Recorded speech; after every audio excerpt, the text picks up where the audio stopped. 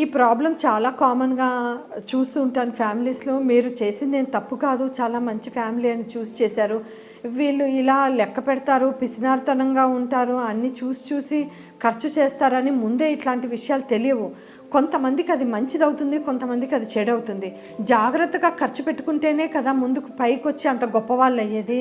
అయితే మీ పాపని మీరేం చేయాలి? తీసుకొని వచ్చి క్లియర్‌గా అడగాలి. తిండి కూడా పెట్టట్లేదు అంటే అది నమ్మశక్యంగా లేదు. వేరే విషయాల్లో ఏ విషయాల్లో ఖర్చు పెట్టట్లేదో మీరు కొంచెం అవి డీటెయిల్డ్గా వెళ్ళి మీ అమ్మాయిని కూర్చోపెట్టి మాట్లాడి అవి జెన్యూన్ కాకపోతే అల్లుడిని పిలిచి మాట్లాడితే కొంతవరకు సెట్ అవుతుంది. ఓన్లీ అల్లుడిని పిలిచి తిని ఇలా పెరిగింది, ఇవి బేసిక్ థింగ్స్ ఎవరిళ్ళల్లో అయినా కూడా తిండి పెడతారు. ఒక పూట తిండి ఉండి ఒక పూట తిండి లేకుండా ఉండే పరిస్థితి మంచిది కాదు కదా అని మీరు అల్లుడికి చెప్పి చూడొచ్చు. సో కొంతవరకు మీ పాపకి కౌన్సిలింగ్ ఇచ్చి కొంతవరకు మీ అల్లుడిని తీసుకొని వచ్చి మీరు చెప్పి చూడండి.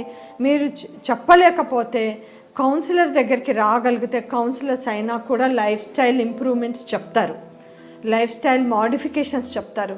అమ్మ వీటిలో చాలా ఎసెన్షియల్ ఈ కాలంలో. ప్లస్ హెల్త్ పరంగా కూడా ఇవన్నీ కూడా మంచివి. ఇలా ఖర్చు పెట్టుకుంటే బెటరు. అందరూ జాయింట్గా ఉండాలి అంటే ఇవి మార్పులు చేస్తే అందరూ జాయింట్గా హ్యాపీగా ఉంటారని lifestyle modifications psychology counsellors చెప్తారు. ఫస్ట్ మీరు అల్లుడిని పిలిచి కౌన్సిల్ చేయండి. సపరేట్ వచ్చేంతవరకు తీసుకురాకండి.